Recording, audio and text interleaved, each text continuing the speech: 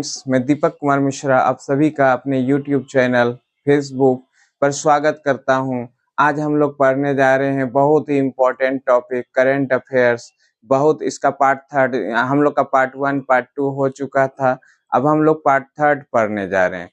एक चीज़ हम आप लोग को बताना चाह रहे हैं कि करंट अफेयर्स का रोल बहुत ही ज़्यादा है। पढ़ाने से पहले एक इम्पोर्टेंट चीज़ आपको हम बताना चाह रहे हैं कि करंट अफेयर्स का बहुत ही इम्पोर्टेंट रोल है। दैनिक जीवन में भी बहुत ही इम्पोर्टेंट रोल है। देश दुनिया हो, चाहे बिहार हो, चाहे अपना राज्य हो, सभी जगह का नॉलेज रखना ज़रूरी है। सभी जगह का करंट क्या चल रहा है उसके बारे में जानना ज़रूरी है। और आजकल के एग्ज़ाम में तो ऐसा हो गया है कि करंट अफेयर्स का वैल्यू बहुत ही ज़्यादा बढ़ गया है। यानी कि करंट अफेयर्स को बहुत ही ज़्यादा वैल्यू दिया जाता है। सभी एग्ज़ाम में बहुत सारा क्वेश्चन आजकल एराइज होने लगा है, उठने लगा है, क्वेश्चन पूछा जाता है। इसीलिए हम लोगों को, चाहे वो बीपीएससी हो, रेलवे हो, दरोगा हो, एसएससी हो, सभी जगह सभी कॉम्पिटिटिव एग्जाम्स में आजकल क्वेश्चन ये उठता है। बिहार दरोगा में भी पूछा जाता है बहुत ज़्यादा।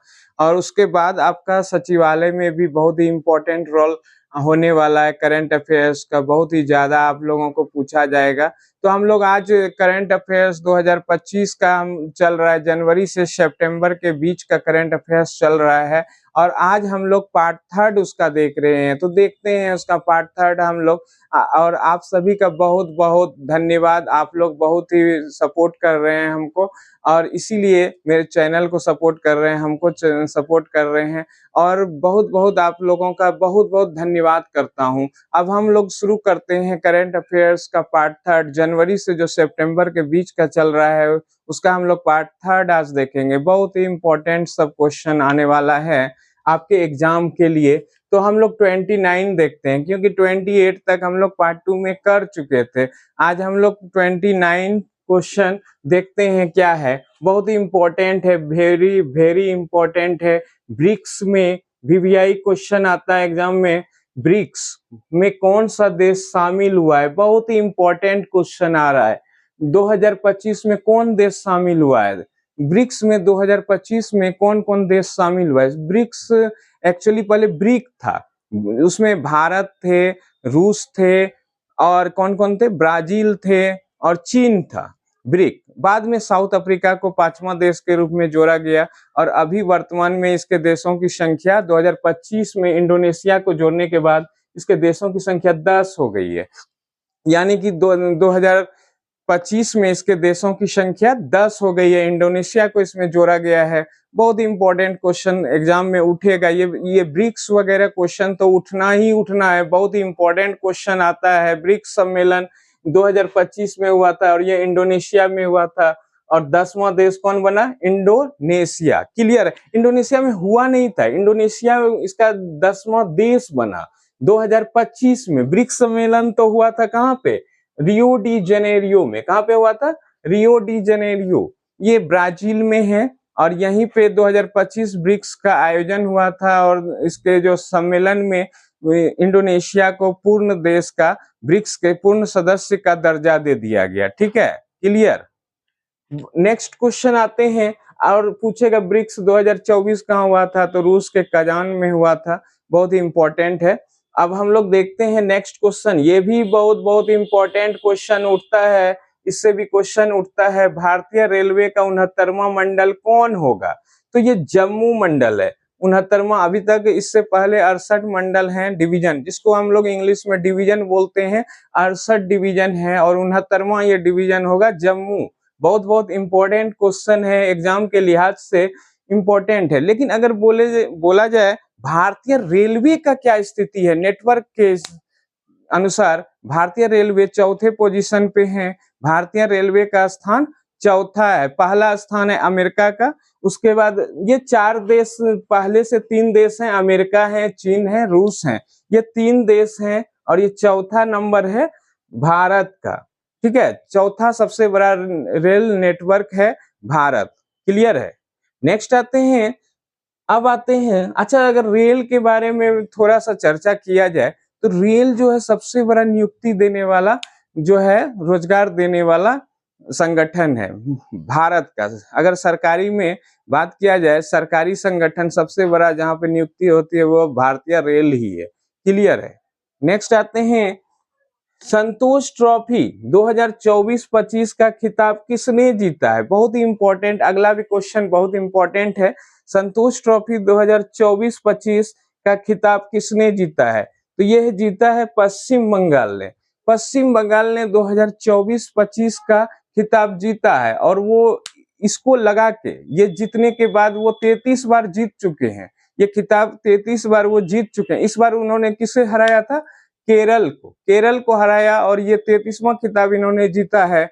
अब बात आता है कि संतोष ट्रॉफी किस खेल से संबंधित है? बहुत बहुत इंपॉर्टेंट क्वेश्चन है। संतोष ट्रॉफी पूछा जाता है किस खेल से है? तो ये फुटबॉल से संबंधित है और इसमें सबसे ज्यादा बार बंगाल ही जीता है। क्लियर है, ये बंगाल ही सबसे ज्यादा ये संतोष ट्रॉफी जीता है, 33वां बार। इस बार जो जीता 2024-25 में, तो ये हो गया 33वां बार सबसे ज्यादा। इस बार केरल को हराया था। क्लियर है। नेक्स्ट आते हैं फुटबॉल से। नेक्स्ट आते 32 नंबर क्वेश्चन, 32 नंबर 32 है, वर्ष 2024 का मेजर ध्यानचंद खेल रत्न पुरस्कार किसे दिया गया है? तो 2014 का खेल रत्न अवार्ड मेजर ध्यानचंद, पहले शुरुआत में इसका नाम था राजीव गांधी खेल रत्न, इसको समझते हैं हम लोग। शुरुआत में इनका नाम था राजीव गांधी खेल रत्न अवार्ड। इसको सर्वोच्च खेल रत्न के जगत में, अगर खेल के जगत में सर्वोच्च पुरस्कार इसको कहा जाता है। इसकी शुरुआत 1991-92 में हुई थी। कब हुई थी इसकी शुरुआत? 1991-92 में। क्लियर है, इसकी शुरुआत हुई थी। और पहला जो बोला जाएगा मेजर ध्यानचंद अवार्ड, उस समय इसका नाम राजीव गांधी खेल रत्न अवार्ड था। पहला अवार्ड किसको दिया गया था? तो ये विश्वनाथन आनंद को दिया गया था। विश्वनाथन आनंद का संबंध किस खेल से है? चेस से है। जैसे सचिन तेंदुलकर को बोलते हैं क्रिकेट का बादशाह, उसी तरह से चेस का बादशाह कहलाता था कौन? विश्वनाथन आनंद। क्लियर है। नेक्स्ट आते हैं, इसमें कितने लोगों को इस बार पुरस्कार? 4 लोगों को पुरस्कार दिया गया था। 4 लोगों को इस बार पुरस्कार दिया गया था। मनु भाकर, किसको किसको? मनु भाकर, डी गुकेश, हरमनप्रीत सिंह और परवीन कुमार। क्लियर है। तो ये मनु भाकर, डी गुकेश, हरमनप्रीत सिंह, परवीन कुमार, ये चारों को इस बार दिया गया था कौन सा award? Major Dhyan Chand award. Clear है। और इसका संबंध किस किस खेल से है? तो मनु भाकर का जो संबंध है इसको हम लोग समझते हैं, ये शूटिंग से है। मनु भाकर शूटिंग खिलाड़ी। डी गुकेश का किससे संबंध है? ये चेस खिलाड़ी, चेस से संबंध है, चेस यानी शतरंज से संबंधित है। हरमनप्रीत सिंह ये एक हॉकी से संबंधित है बहुत ही, और ये हॉकी के अभी वर्तमान में कप्तान भी हैं। क्लियर है, हरमनप्रीत सिंह।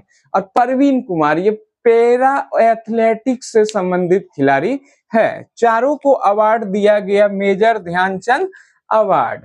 तो मेजर ध्यानचंद अवार्ड क्लियर हो गया। 1991-92 में शुरू किया गया था। उस समय इसका नाम राजीव गांधी खेल रत्न अवार्ड था, लेकिन अभी इसका नाम वर्तमान में मेजर ध्यानचंद अवार्ड है। किनके नाम पे? ये मेजर ध्यानचंद कौन है? हॉकी के बहुत बड़े खिलाड़ी थे और बहुत बार इन्होंने स्वर्ण पदक जिताया भारत को हॉकी के क्षेत्र में, ओलंपिक में।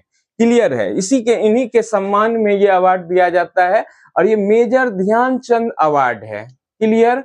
नेक्स्ट आते हैं 33 नंबर क्वेश्चन आते हैं। तो ये 33 नंबर क्वेश्चन क्या है? 1 जनवरी 2025 को किस देश ने बुर्का पर बैन लागू कर दिया? तो स्विट्जरलैंड।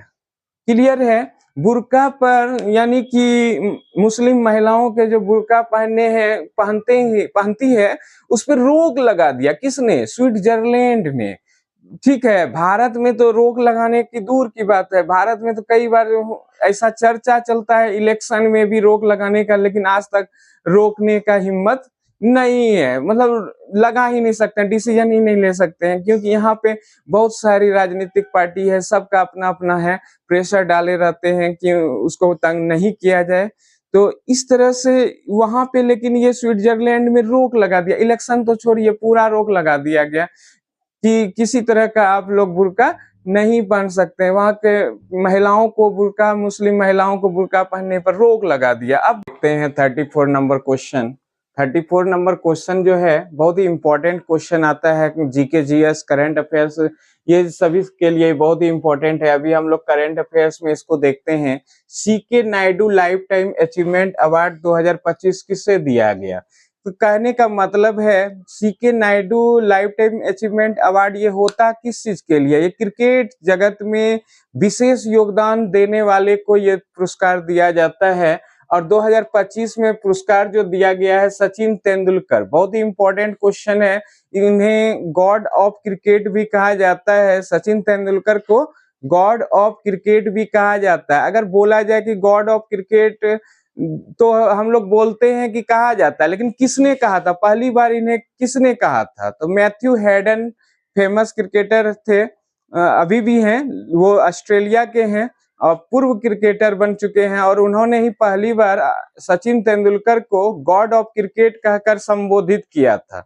तो बहुत ही इंपॉर्टेंट क्वेश्चन है। CK Naidu lifetime achievement award 2025 दिया गया सचिन तेंदुलकर को। इन्हें हम लोग मास्टर ब्लास्टर भी कहते हैं। ठीक है, नेक्स्ट आते हैं, यह अवार्ड कब शुरू हुआ था? ये भी पूछ सकता है क्वेश्चन एग्जाम में, ये अवार्ड कब शुरू हुआ था? तो सीके नायडू अवार्ड जो है 1994 ईस्वी में शुरू किया गया था। ठीक है, बहुत इंपॉर्टेंट क्वेश्चन है। अब नेक्स्ट आते हैं 35 नंबर।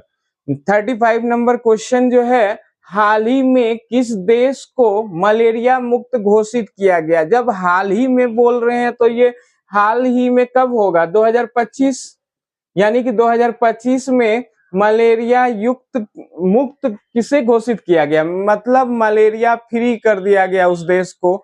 उस देश का नाम है जॉर्जिया। किसको? जॉर्जिया को मलेरिया मुक्त घोषित किया गया 2025 में। ये भी बहुत बहुत इंपॉर्टेंट है, फरवरी 2025 में इन्हें मलेरिया मुक्त घोषित कर दिया गया। बहुत ही इंपॉर्टेंट सारा क्वेश्चन आते रहता है और उसको हम लोग को देखना पड़ेगा, क्योंकि ये बीपीएससी, रेलवे, दरोगा सभी एग्जाम में, बिहार पुलिस हो, सभी जगह ये इंपॉर्टेंट क्वेश्चन है और बहुत ही इंपॉर्टेंट क्वेश्चन ये होता है।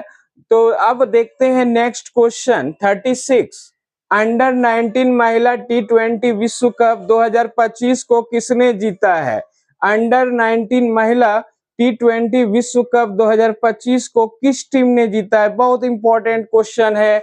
2025 में ये भारत ने जीता है। किसे हरा के जीता? दक्षिण अफ्रीका को हरा कर जीता है। लेकिन इसका आयोजन कहाँ हुआ था?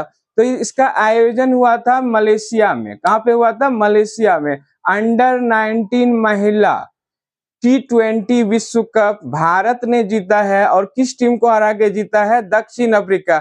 आजकल तो सभी जगह भारत और दक्षिण अफ्रीका ही टकरा रहे हैं, चाहे वो 2024 का विश्व कप हो, T20 का, बहुत जगह जब भी हो आजकल भारत और दक्षिण अफ्रीका ज्यादातर मैच खेल रहे हैं फाइनल। कहीं कहीं ऑस्ट्रेलिया भी खेलते हैं, लेकिन वो तो बहुत ही पुरानी टीम है। ये वर्ल्ड कप जीतने के उनके आदी हो गए हैं ऑस्ट्रेलियाई टीम। लेकिन अभी हाल फिलहाल के वर्षों में भारत और दक्षिण अफ्रीका के बीच में ज्यादातर फाइनल चल रहा है और उसमें भारत जीता है। क्लियर है?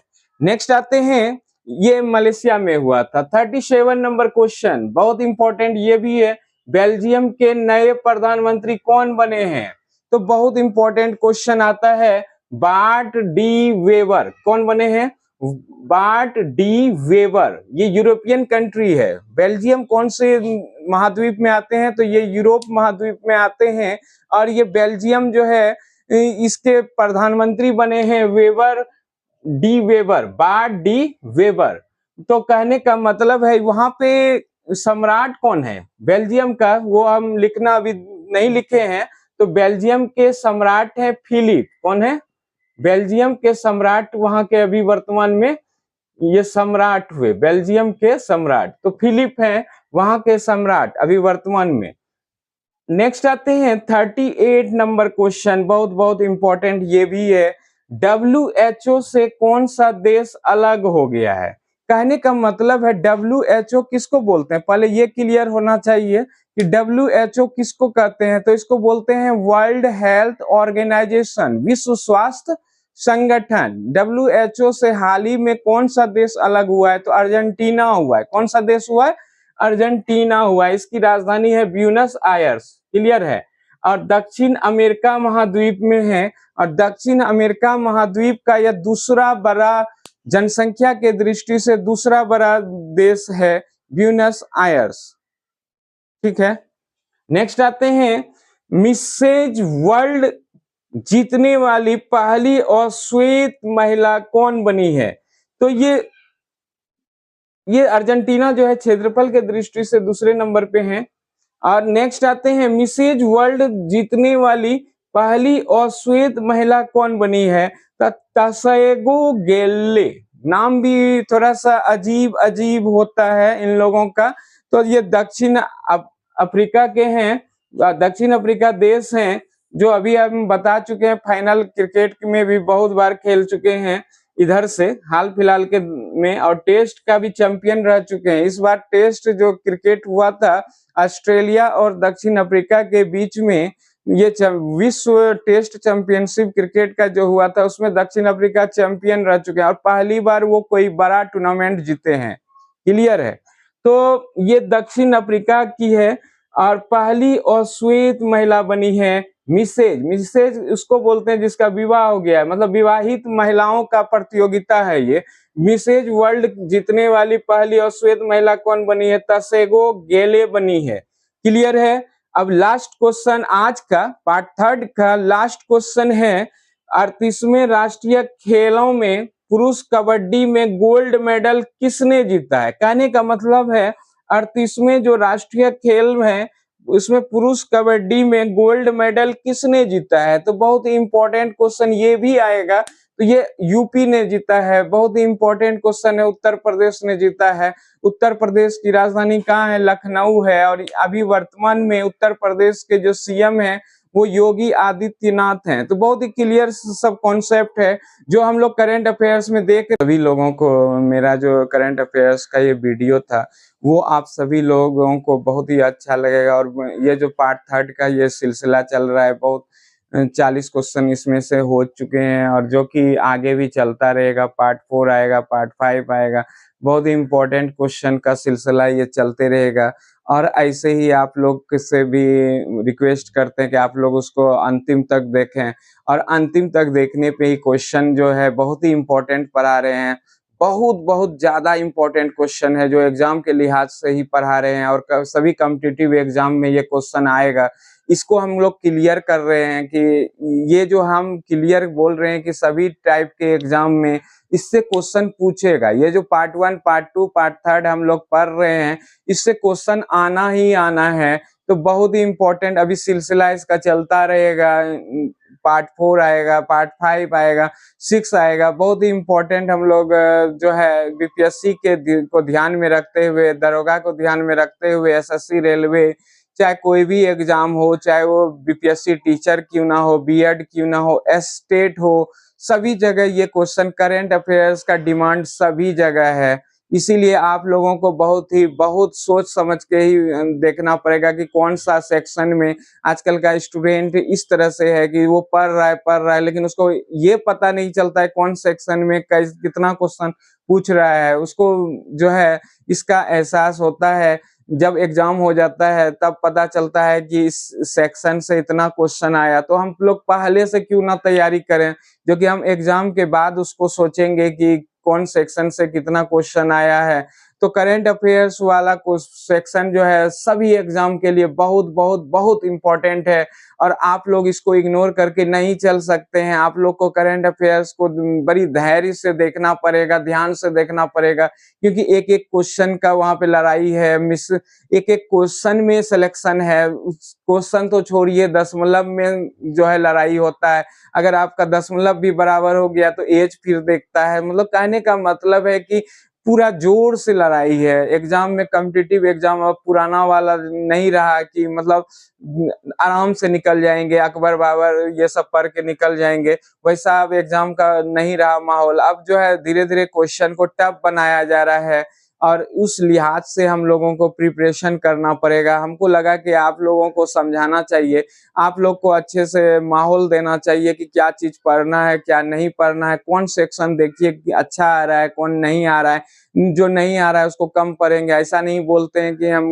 नहीं पढ़ना है, उसको कम पढ़ेंगे, लेकिन जो सेक्शन से ज़्यादा मार्क्स आ रहा है उसको हम लोग अच्छे से पढ़ेंगे और उसको पूरे अच्छे से देखेंगे, ताकि ज़्यादा से ज़्यादा मार्क्स हमको उठ सके क्वेश्चन में।